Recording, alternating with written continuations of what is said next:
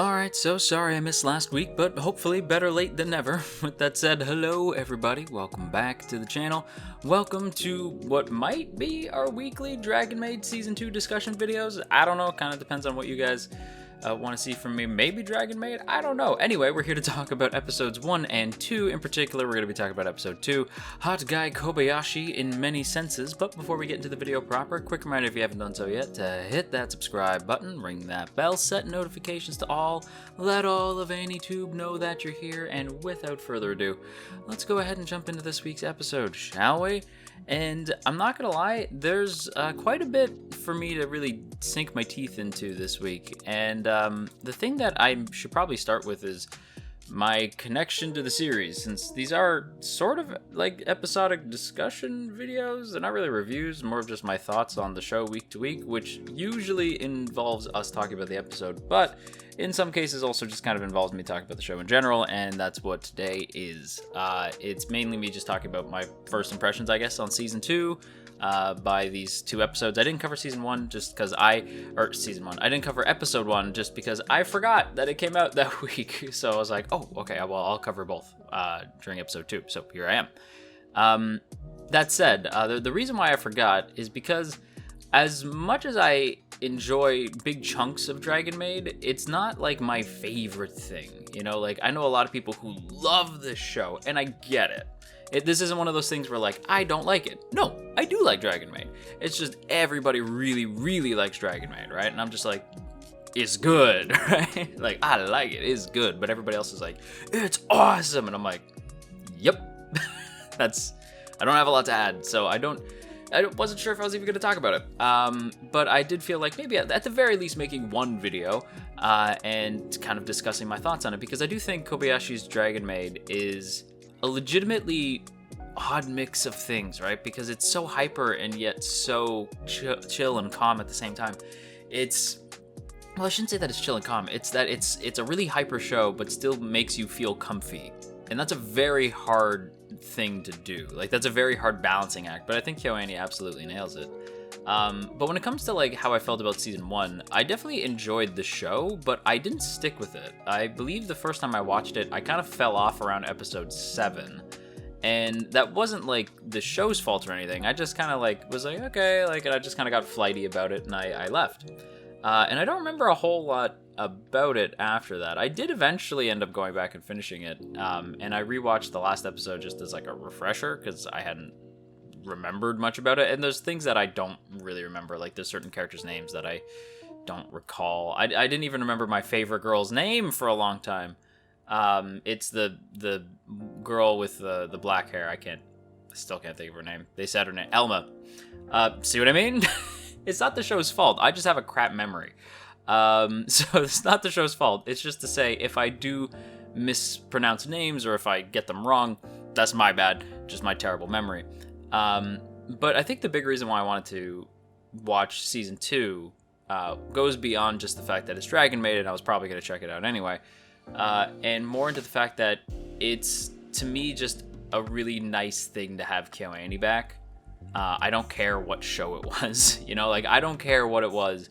KyoAni is one of my favorite studios. A lot of you guys know this. If you don't, my favorite series of all time is Free. I adore Free. It's my favorite thing that KyoAni's done, and they do a lot of great stuff. So if that's my favorite thing, that's saying something. Like, they have so many shows that are just stupendous, even if I don't, like, the one show I can think of that I don't enjoy personally is Violet Evergarden, which I know is going to blow some people's minds.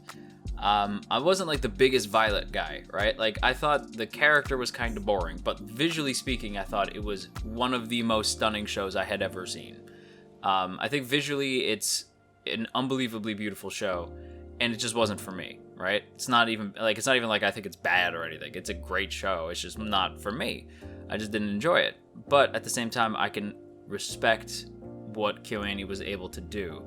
And that's how I feel about pretty much all their projects. And I think it helps knowing how well they treat their staff and what happened. I don't really want to dwell on it too much, but what happened to KyoAni was messed up.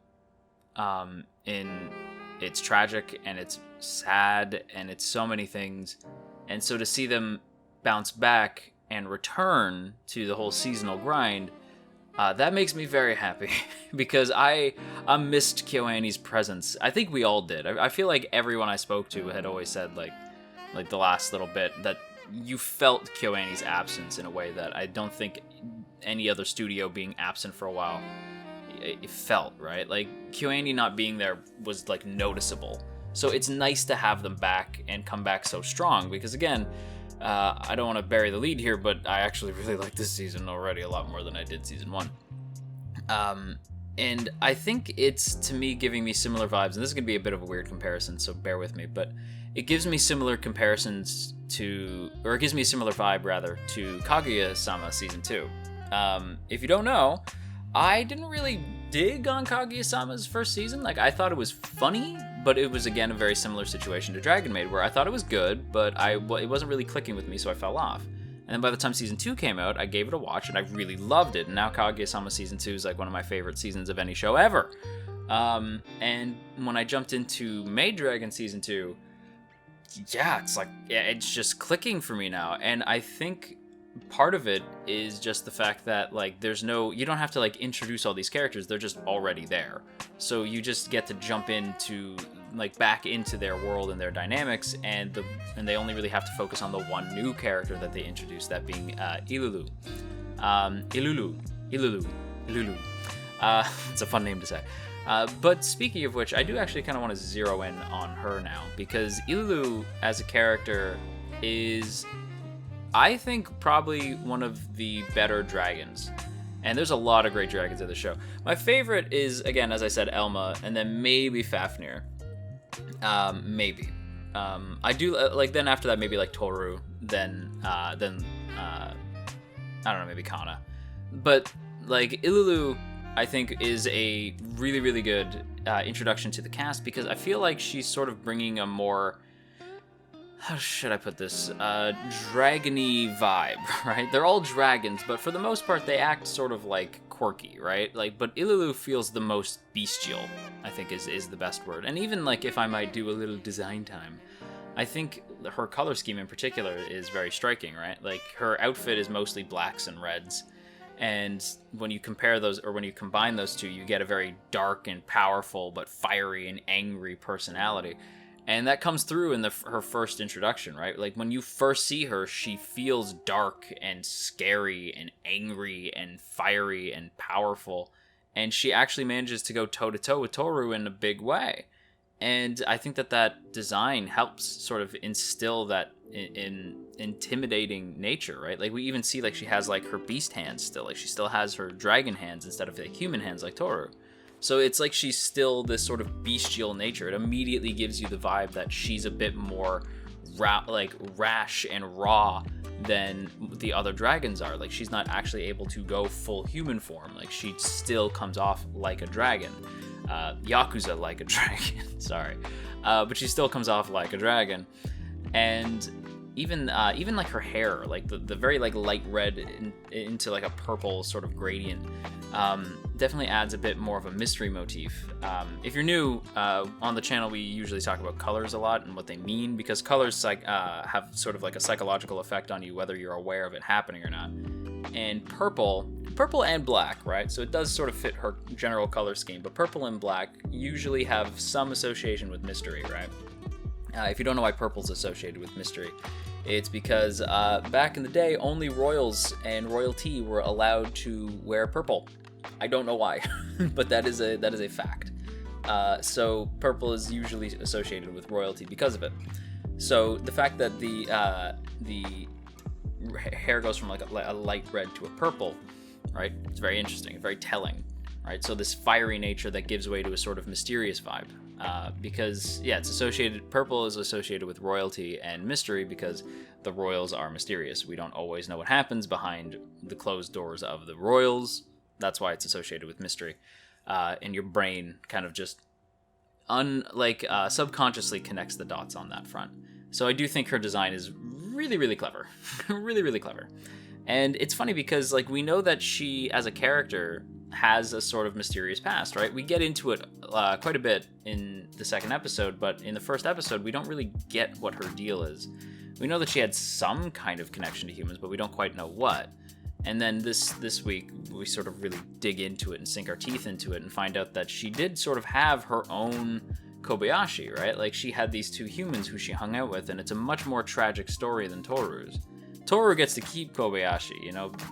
Ilulu didn't get to keep her humans. We find out that it's pretty likely that her parents were killed by humans, and it may or may not have been her fault. We see that, like, she used to have fun hanging out and playing with humans, and this eventually got her into trouble with the human clans, I guess, and this led the dragons to fighting them, and that eventually led to possibly the death of her parents and her friends. It's a very tragic story, and it explains why she's as dark as she is, right? Like, why she has all these issues. And I think as a character, it's just a solid introduction, right? Like, it makes you feel bad for her right off the pop. And when you see her sort of try to transition from, like, intimidating, scary villain character, well, not so much villain, but antagonistic character, into, like, part of Kobayashi's group, you really sort of want to see her succeed, right? Even if she's a bit of an odd duck, right? Like, she's definitely more of a fish out of water than even, like, Toru was. Like, just the way that she's trying to interact with the world, it's just funny, right? And you see Toru taking on a sort of mentor role, even though her manual is about as helpful as nothing. Just telling her to figure it out. And it's funny, even when Ilulu tries to make hands, she actually ends up having, like, just, like, spheres for hands, like she's an Animal Crossing character. And this episode ruined Animal Crossing character hands for me, because when she's like, oh, you can grab things with those, like, with the sphere hands, and she's like, yeah, because the sphere hands are made up of tiny hands. And I was like, gross. Ruined Animal Crossing for me forever. Thank you, Ilulu. I will never get over that. But yeah, Ilulu also as a character definitely allows the show to sink its teeth into something really interesting, and that is some pretty top-tier animation. Now, again, it's KyoAni, so I don't know why I was surprised, but I do think that the animation in this particular these particular two episodes is super top-notch. I think everything from Toru versus Ilulu to even something as small as just the characters interacting and talking, like Toru freaking out when Ilulu tries to mate with Kobayashi, like her like little freak out and everything. It's like surprisingly fluid, and it shouldn't be surprising because it's KyoAni. And yet at the same time, I can't help but be impressed every time. I think no matter how much you go in knowing like it's KyoAni, it's gonna look good, they still manage to surprise you every time, and I have to give them absolute credit for that. I think one of the things that's going to be personal, of course, is the comedy, right? Now, with comedy, it's very subjective. You're either going to love it or you're going to hate it. Personally, if a show's main focus is comedy, I'm not usually interested. There's a reason why I can acknowledge and respect something like Gintama, but not personally vibe with it, because I feel like even though Gintama does have serious moments, it's mostly focused on comedy and parody, and that's not really my thing. And with Kobayashi's first season, it felt like the focus was comedy, and that's not really for me. I'm not a big fan of like comedy-centric shows where the focus is the comedy. I prefer like where the focus is, like take for example Fruits Basket, right? Fruits Basket is a drama, and a very heavy drama at that. It gets super emotional, but there's also points in the show that are hilarious, like literally cry laughing hilarious, but that's not the point of the show, right? Like, it has good comedy in it, but that is not the purpose. And I think with Dragon Maid, it does have a comedy focus, but that's not to say that it's necessarily bad because of it. There are shows that are sort of the exception for me. Kaguya-sama is a romantic comedy, right? Like, it has the focus on the romance, but it's also a comedy. But shows like, say, Konosuba are focused on the comedy, but still are charming enough, I think, because the characters are so endearing that I don't really care that the focus is the comedy, because I'm more interested in the slice of life stuff that happens with the characters. And I think that Dragon Maid is a good example of this as well, where I might just care more about the characters than I do the comedy, so that when the comedy stuff does happen, I'm invested because the characters are the ones doing it. So I think that that's maybe part of the reason why I like it here, but I maybe don't like it as much in others, is because they actually get you to care about the characters. And I can't laugh if I don't know these people, right? Like, especially when it's character-based comedy. Like, it's hard for me to care if I don't, like, care and laugh, rather, if I don't enjoy the characters. Like, it's hard for me to laugh about it if I'm not already invested in the characters. I do think, like, there's things that are hit and miss, but that's very much, again, subjective, right? Like, Toru working at the Maid Cafe was super funny. I thought that that was really cute and hilarious, and like, yay, Maid Cafes, and Toru trying to do like the let me give you a spell so that the food tastes even better, and then it's like an actual spell. Like, that was really funny. She teaches it to the other maids. Like, that was really funny. But then other jokes like Kobayashi turning like, oh man, Kobayashi's a guy now, right, was like kind of dumb to me. Now, if you know me, that probably tracks. I'm ace, if you don't know, asexual. So a lot of those kinds of jokes, I'm just like, haha. Like, I make dumb sexual jokes a lot, but I acknowledge that they're stupid, and like, they usually don't work on me. Right? I'm just sort of like, heh. Like, the most you'll hear me do is like, heh, funny number, right? Like, just stuff like that. So those kinds of jokes don't really land with me. I'm either confused or I just don't think they're particularly funny. But I make them because I'm not particularly funny. But I do think that for the most part, the comedy lands. Like, again, like I said, the Kobayashi's a guy thing now didn't really land with me, but there's a good chance it likely might land with a lot of you guys. It's all going to be subjective. But ultimately, I think as a whole, these 2 episodes are really impressing me. And I'd be really curious to see some more of the show. Whether or not I continue to cover it, it totally just depends on the comment section and if this video does well. If the video does well, I will totally come back. Because anytime I get to talk about a KyoAni show, even if it's not like one of my favorite KyoAni shows, it's always going to be a good time. But with that said, everybody, that is going to wrap up today's video here, so I hope you guys enjoyed. If you did, don't forget to boop that up snoot, share if you care, leave a comment down below, and of course, make sure that you hit that subscribe button, ring that bell, set notifications to all, and let all of AniTube know that you're here. And before we go, as always, I want to give a big, big thank you to the good folks in the T Squadron. Look at these beautiful people. Look at all these beautiful names. And hey, if you'd like to join these beautiful people, there are 2 ways to do so. The first is by checking out that Patreon link in the description for just a single $1.